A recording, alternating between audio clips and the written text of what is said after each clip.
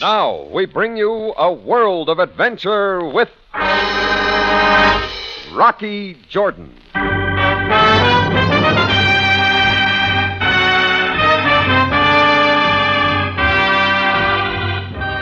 On a narrow street near Cairo's native quarters stands the Cafe Tambourine, run by Rocky Jordan. The Cafe Tambourine, crowded with forgotten men, alive with the babble of many languages. For this is Cairo, where modern adventure and intrigue unfold against a backdrop of antiquity. Tonight's Rocky Jordan story, The Broken Wing.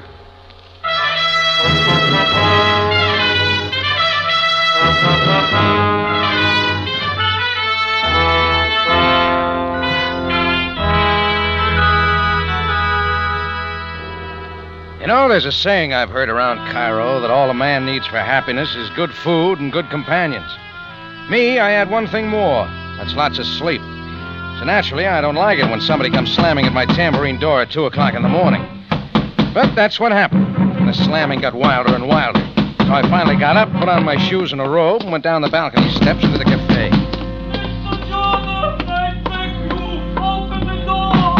All right, cut out the noise. I'm coming. I switched on the front light, and through the door glass I could make out a stooped figure, gray-bearded in burnous and fez.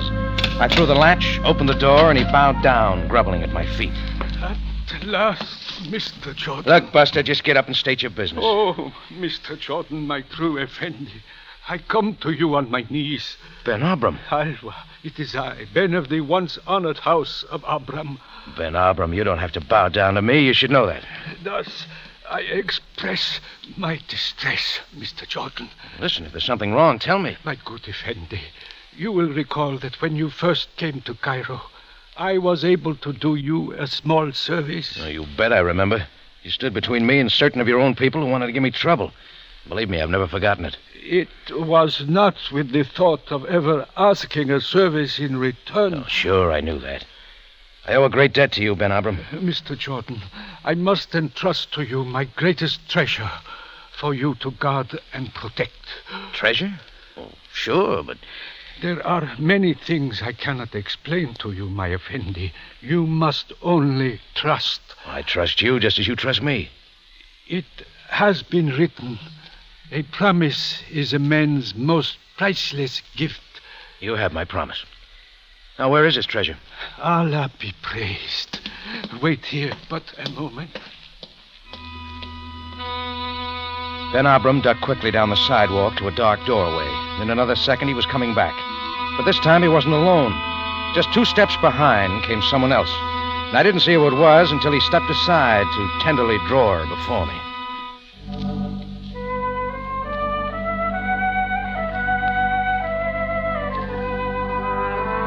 A slight but erect figure in native robes.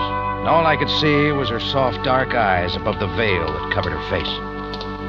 Mr. Jordan, my only daughter, Tarina. You're Mashallah. She is my treasure.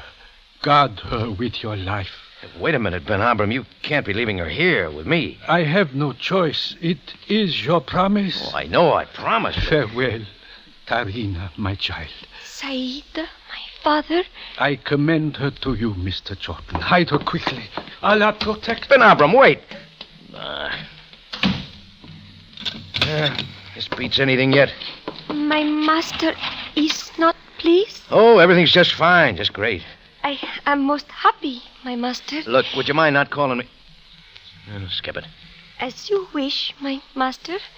It's just that this is no place for a girl like you. But you are here. That's just it. My father says that you will protect me. From what, Tarina? He does not permit me to tell. But in all else, I am at your command. Sure. Well, what now? Where do you want me to sleep? Sleep. Oh, up those steps. It's all yours. But will you not show me? If that's the way you want it.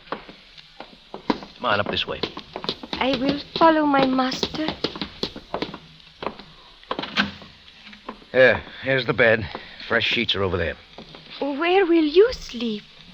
Outside, lady. Just give me time to get a few things out of here. Wait, Tarina. Yes? What happened to your veil? In her own quarters, a woman does not wear the veil. Did you not know? No. I trust my master will sleep well. Oh, thanks.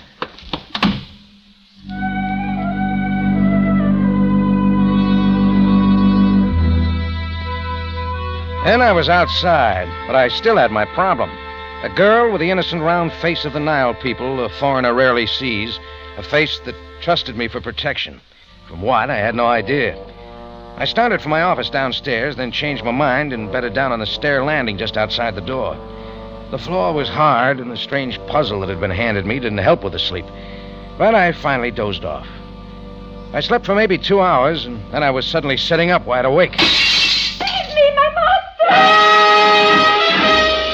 I slammed the door open in time to see 2 big robed figures coming in through the shattered window from the adjoining roof. I made a dive for the first one. It was like tackling a stone pillar.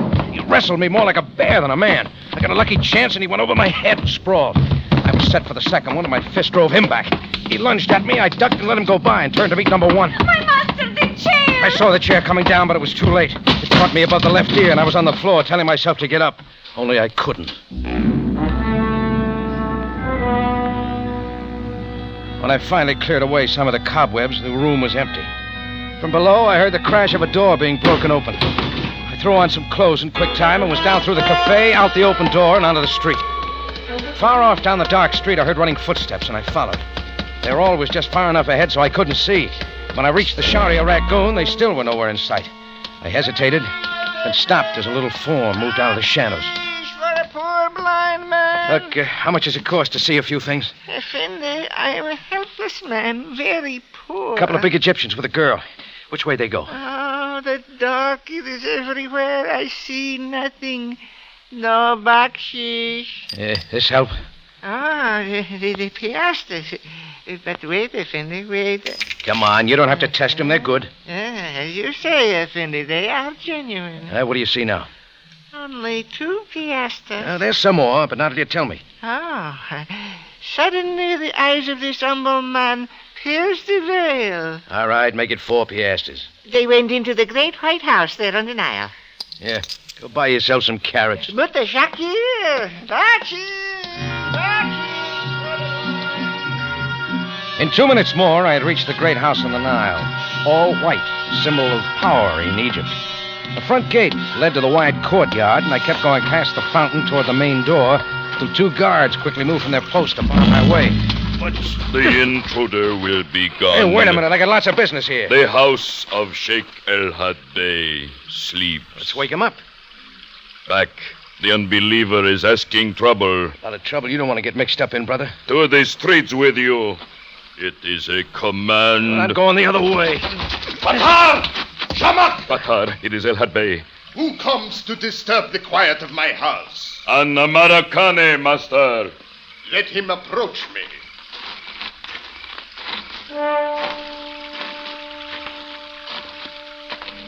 The guards let go of my arms, and Sheikh El-Had Bey waited on the steps before the door. I couldn't help being fascinated with what I saw. Not the colored robes or the fez that topped his slim face, accented by a well-clipped beard. It was something perched on his shoulder. A Baza falcon, its beady eyes, hooked beak, and talons gleaming in the moonlight. By what right does an infidel come at this hour? Little case of kidnapping, El-Had Bey. What is your name? Her name's Rocky Jordan. Now, where's Tarina? She is quite safe. She is of no interest to such as you. Think again. Tarina was sleeping at my cafe. Mashallah. Oh, forget the evil eye. She was brought there by her father, Ben Abram. I promised to protect her, and you know what a promise means. It was not yours to give. Tarina was brought here by the orders of my honored nephew, Fingal Jarus. I, as his guardian since the death of his father, give my blessing. Your nephew sent those 2 muscle boys to drag the girl from her bed? It was his right. Not in my books, El-Had Bey. Mr. Jordan, it is obvious you have much to learn of the ways of the East. Until then, you had best accept my word. What about Ben Abram's word? It is like dirt at my feet. Supposing the police get wind of this, what'll they think? May I suggest that you go now and find out? and leave this house in peace. And not till I see Tarina and get her story. You will not defile her again by your presence. Let her decide that. Then I have no choice. Batar, Shamak! Throw this unbeliever into the street. I will, master. Unbeliever.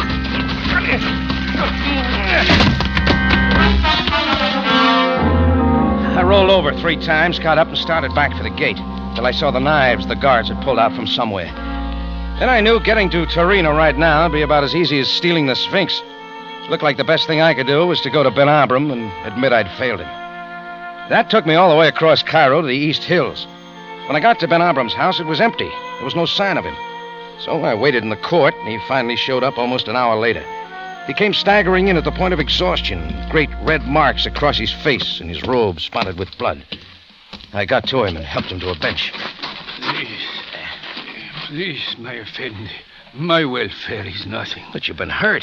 I'll get you to a doctor. No. Tell me of my daughter. Why do you not guard her? I've got bad news, Ben Abram. Oh, tell me quickly. Tarina's in the house of El Had Bey. It cannot be. I know I promised, but 2 men got in from the roof. They were a little too much for me. They got her away, and I followed them to Sheikh El Had Bey's house. Then there is nothing more. She was taken there by orders of his nephew. El Had Bey told me he had the right. Yes, it is as he says. No man has that right. Well, I think it's time you made a few things clear. Yes, I must tell you now. Mr. Jordan, I love my daughter more than my life. It was my desire that she marry in dignity. It has been written, an unwed daughter is like a broken wing. Sure, Abram, but 3 years ago, Mr. Jordan, while Tarina was but a child, I promised her as wife to Fingal Jarus, the nephew of El Had Bey. But since then, I have learned many things about Fingal. He is a dog, a vicious man, who would bring her nothing but sorrow. I think I'm beginning to see. A few days ago, Fingal came to me demanding that I bring Tarina to him as wife. I begged him to release me from my promise, but he would not listen. Yeah, but as her father... No, Mr. Jordan. She was his, by right of our law. And Fingal would not listen. He threatened to take her from me. I could not entrust her to one of my own people. That's when you brought her to my place? Yes. I was willing to face dishonor, to suffer humiliation, but my daughter must be protected from that man. What happened to me was nothing. Yeah, looks like I let you down. Oh, I am only grateful for your efforts, Mr. Jordan. Now, there is no way of getting her back. Oh, but look, we can do something. No. Man's efforts are as nothing against the will of Allah. It was his decree that my promise be fulfilled.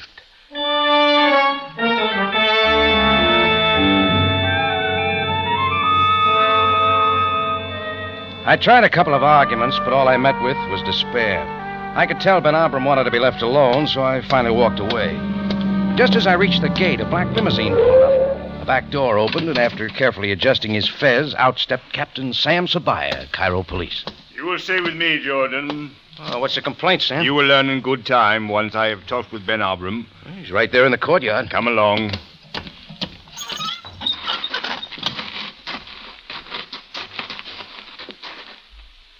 Ben Abram. Bismillah, Sabaaya Bey. It is with regret that I do not come as a guest of your house. Then for what purpose? To ask if you last night were at the home of Sheikh El Had Bey. You do not answer. Oh, supposedly it was, Sam. One moment, Jordan. Ben Abram, the marks on your face as from sharp claws. How do you explain them? It is as you say. They are the marks of the falcon. I was at El Had Bey's house. With the bird, he drove me away. All right, Sam. Maybe you'll be interested to know I was there, too. I do know. Jordan, have I not warned you to keep away from such affairs as this, which do not concern you or any other foreigner? Abram entrusted Tarina to my care. To me, what has happened is kidnap. I know our ways aren't always the same. Indeed they are not, Jordan. Look, how about getting to the point? The nephew of El Had Bey is dead, slain by the knife. Anna Mushwaim. You're not accusing one of us. Perhaps that is not necessary. Wait. At what time was Fingal killed? but a short time after your daughter was brought to the house. Very well. It is best that I confess. Ben Abram. I killed Fingal. Now do with me what you will.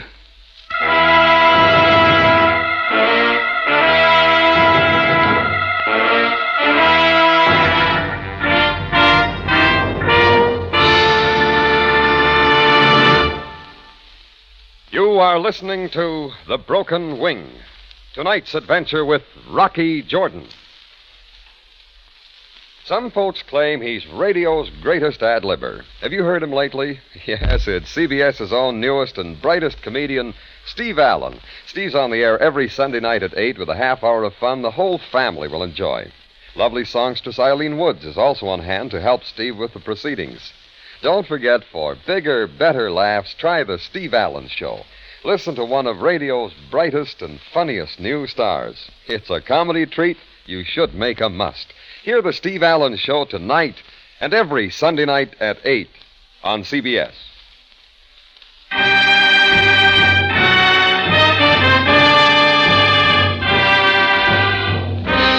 Now, we return you to Cairo and tonight's adventure with Rocky Jordan, The Broken Wing.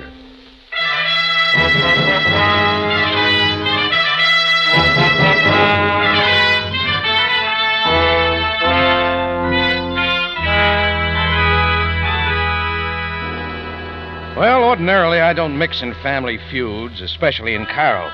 But I owed a debt to Ben Abram, and when he entrusted his daughter Tarina to my protection, I had no choice. And I failed. Tarina was captured by her promised husband. Shortly after that, he was killed. When confronted with the news, Ben Abram confessed to the murder. Sam Sabaaya took us to headquarters, got my story, and put Ben Abram in a cell. Then he let me stay with the old man for a few minutes, and I tried to get some sense out of him. My good Effendi, it is for the best. I don't see it that way, Ben Abram. But you must not concern yourself about me. I just don't think you're a man who would kill, that's all. Mr. Jordan, can you not see? What does murder mean to a soul that is already lost? Tarina is now free from the rash promise I once made. Look, you still have time to change that confession. No, please leave me now. I ask but one thing of you. Yeah? The happiness of my daughter. I leave her in your hands forever.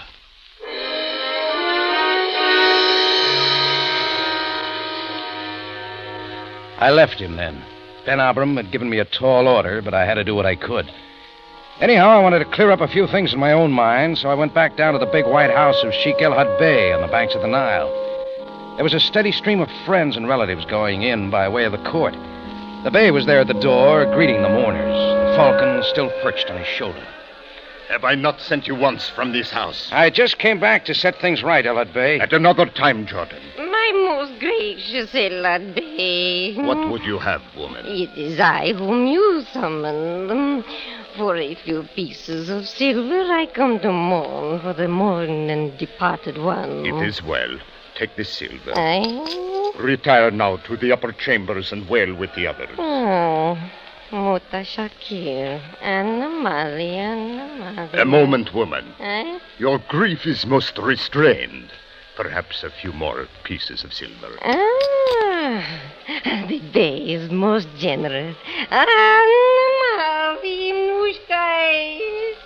How about a word with me, huh? Have you not yet gone? I just want you to know getting mixed up in this wasn't my idea. You have come to tell me that?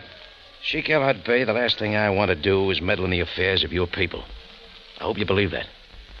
I regret very much the death of your nephew. I will make peace with you. Bismillah. Thanks. You mind telling me where Tarina is? She has no place in my house now. The girl is gone. Where? I do not know. I see. Oh, one thing more. I'd like to see Fingal's body. It has not been prepared for burial. As a special favor? Then I'll go. Very well. I cannot refuse. This way, please. The adjoining room. My nephew is here. The only son of my elder brother. Yeah. I pray you spend little time. The bandage on his chest, that's... The knife was there. Do you think Ben Abram did it? By his own confession. For this outrage against my house, he also will die.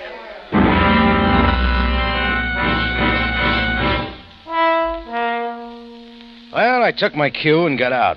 Elhad Bey had no reason that I could see to lie about Tarina, and I knew she wasn't there. But there was no stopping now, till I'd found her and set Ben Abram's mind at rest. I took the long trip back out to Abram's place, but Tarina wasn't to be found. I tried a few people I knew who were Abram's friends, and they'd see nothing of her. For an American man to find a veiled Muslim girl poses too many problems.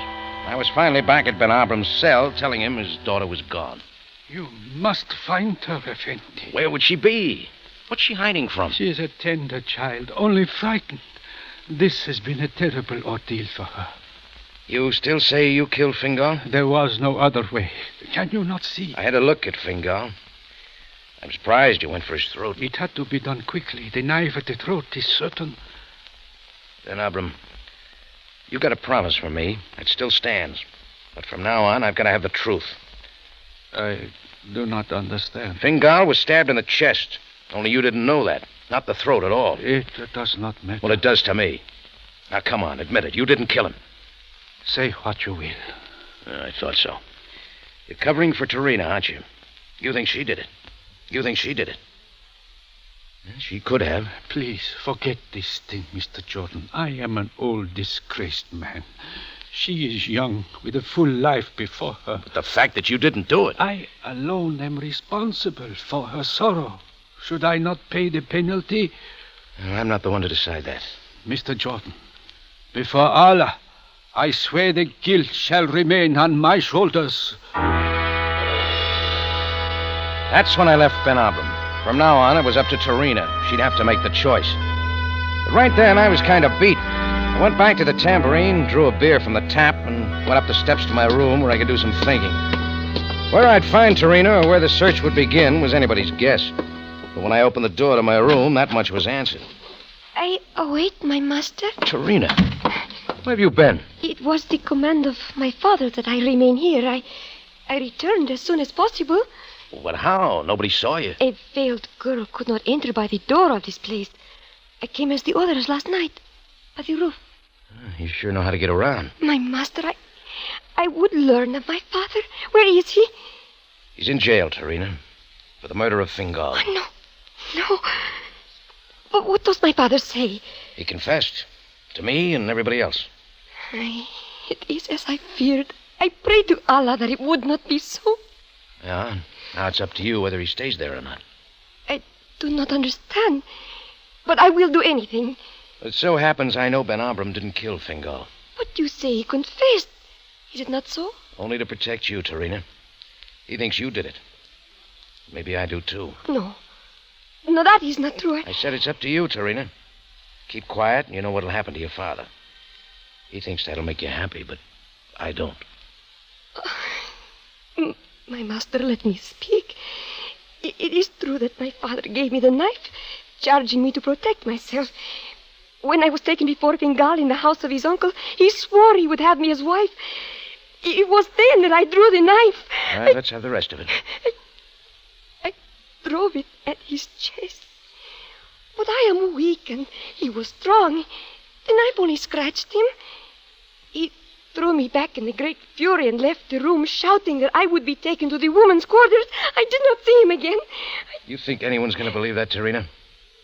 They have only to look at the wound, my master.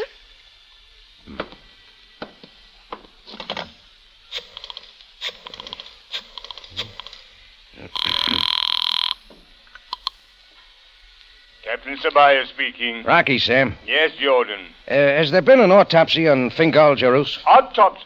Certainly not. For what possible reason do you ask? Better do it, Sam. You'll find out some things. I will do no such thing. Besides, the burial procession leaves within the hour. And you better get busy. There still may be time to stop it. Jordan, you know that cannot be done without cause. All you have to do is check on Sheik Elhad Bey's background. He was quite a gambler, Sam. Find out how he stands financially. You'll get a surprise. What are you driving at, Jordan? Fingal was the only son of Elhad Bey's elder brother. Now they're both dead. Who stands to benefit most of all by Fingal's death? That is of no consequence. We have the confessed murderer. But it's all wrong. Hurry, Sam. Meet me at El Hut Bay's house in 10 minutes. Jordan, you will not go to that place at such a time. Think again. I'll see you there. What would you have me do, Master? You stay right here, Tarina, and keep those pretty little fingers crossed. I was off again for the big white house of Sheikh El Hut Bey, and this time I knew the reason why. In 9 minutes flat, I was there, and I didn't make it any too soon. The funeral procession was already moving out across the court. They had a drum beating, and along with the wailers, all in all, it promised to be a first-class affair. Right in the lead came Sheikh El Hut Bey, falcon and all.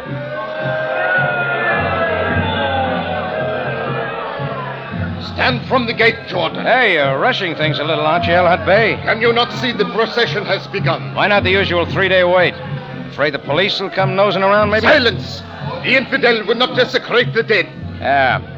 Say, by the way, just how did Fingal die? By the knife of Ben Abram. Sure. You want your nephew buried real quick so everyone will keep on believing that, right? Of what do you speak now? Supposing an autopsy proved the knife wound was nothing but a scratch. You knew Tarina tried to stab Fingal, but didn't kill him.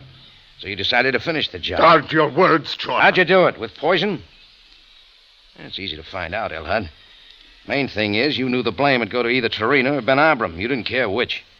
Then you'd have the family wealth. Guards! Remove the lying infidel! Oh, they needn't bother. I was just going for a chat with the Cairo police. Baza! Attack! Kill, Baza! Kill! Before I could turn, the giant falcon was on me, striking with terrific power and driving me to the ground. I scrambled to my feet, shielding my face with my arms as the bird knifed in with its sharp claws. My shirt was in ribbons, my arms and head slashed in a dozen places. Now the falcon began striking me with its powerful wings, driving me down again. I braced myself for the third strike, but it never came. It was just one shot. The winged killer lay dead at my feet. Maybe it was loss of blood, or exhaustion, or downright fear. Maybe all three. Anyhow, for a while after that, I didn't know much. It was water on my face that brought me out of it. I was lying by the fountain. The procession had vanished, except for a couple of police at the gate. I was getting personal attention from Sam Sabaaya. No. Lie quietly, Jordan. I will soon have the bleeding stopped. Is there anything you can't do, Sam? When one must contend with your unpredictable escapes, Jordan, much knowledge is necessary. What about Sheikh El Hut? As you said, Jordan, Fingal's knife wound was superficial. The sheikh is being held pending an autopsy. Well, then my hunch was right. The fact that the sheikh made this bizarre attempt on your life is proof enough at the moment. What about Ben Abram? Oh, I have ordered his immediate release. Jordan, is there nothing more you wish to ask? Oh, what about? Tarina. As Ben Abram reminds me, a promise is a man's most priceless gift. What are you getting at? He says he has promised his daughter to you, Jordan. Oh, no. Oh, not in your life. You gotta talk to him. Calm yourself, Jordan. I have convinced him that you will release him from his promise. You will not have to marry the girl. Sam, why don't you mind your own business?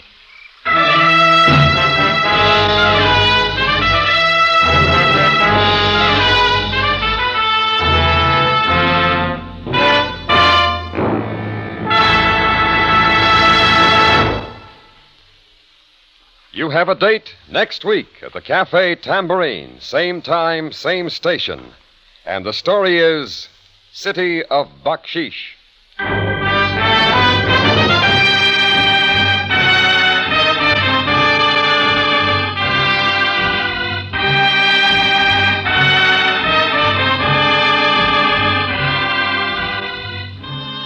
Rocky Jordan, written by Gomer Cool and Larry Roman, stars Jack Moyles in the title role with Jay Novello as Sam Sabaaya. Original music is composed and conducted by Richard Arant. Rocky Jordan is produced and directed by Cliff Howell.